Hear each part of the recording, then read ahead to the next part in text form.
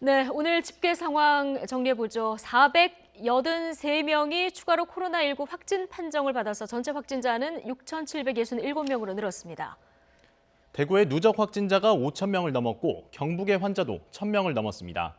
소규모 집단 발병이 확산됨에 따라 전국의 요양병원을 대상으로 오는 12일까지 추가 전수조사가 진행됩니다. 취재기자 연결해 보겠습니다. 이승훈 기자.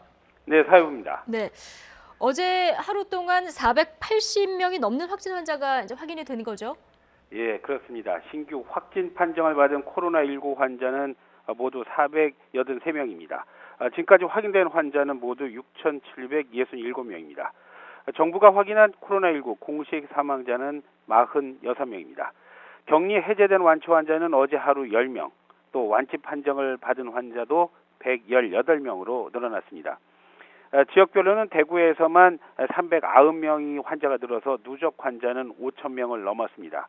경북은 65명이 더욱 확인돼서 누적 환자 수가 1,000명을 넘었습니다. 또 경기 10명, 충북 5명, 경남 5명, 서울 3명, 충남 2명이 확인됐고요.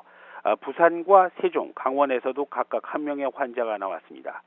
증상별로 보면요. 중증 이상인 입원 환자는 모두 59명, 이 가운데 중증이 23명이고 기계호흡 등이 필요한 위중 환자 36명입니다. 방역당국은 코로나19 감염자의 80에서 81% 정도는 경증 내지 별다른 치료 없이 회복하는 감기와 비슷하고요. 그 나머지 20% 가운데 중증이 대략 15% 정도 내외, 그리고 5% 정도 내외가 위중한 정도로 나타난다. 이렇게 설명하고 있습니다. 네, 이런 상황에서 정부가 전국 요양병원에 대한 추가 전수조사를 오는 12일까지 시행하기로 했죠. 오전 대구에서 총리 주재로 열린 중앙재난안전대책본부 회의에서 확정한 내용인데요. 앞서 정부는 지난달이었죠. 전국 1,435개 요양병원을 대상으로 여행을 다녀온 사람이 있는지 또 폐렴 환자가 있는지를 살펴봤습니다. 그런데 경북 경산을 비롯해서 여러 노인요양시설에서 코로나19 집단 감염이 확인되면서 추가 전수조사하기로 한 겁니다. 일단 입원 환자 가운데 폐렴을 앓고 있는 460여 명에 대한 코로나19 진단검사가 진행됩니다. 또 면회객 제한 등 기존 준수 의무 사항을 잘 지키고 있는지를 다시 한번 점검할 예정이고요. 이미 아동, 노인, 장애인 등 취약계층이 생활하는 사회복지시설에 대한 대응 지침, 그리고 감염병 예방 지침은 마련되어 있는 상태입니다.